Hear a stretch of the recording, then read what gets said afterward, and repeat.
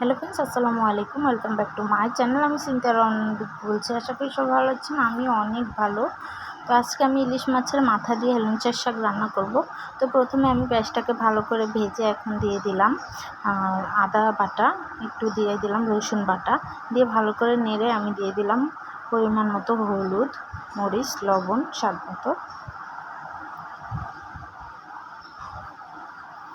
এখন আমি ভালো করে নেড়ে একটু পানি দিয়ে ভালো করে কষিয়ে মাছের মাথাটা দিয়ে দেব। মাছের মাথাটা ক্যামেরাতে দেখা যাচ্ছে একদমই ছোট, কিন্তু অনেক বড় মাথাটা। আর আমি অল্প পরিমাণে শাক দিয়ে দেব, দিয়ে এখন ভালো করে নেড়ে দিচ্ছি। কিছুক্ষণের জন্য এখন ঢেকে রাখবো।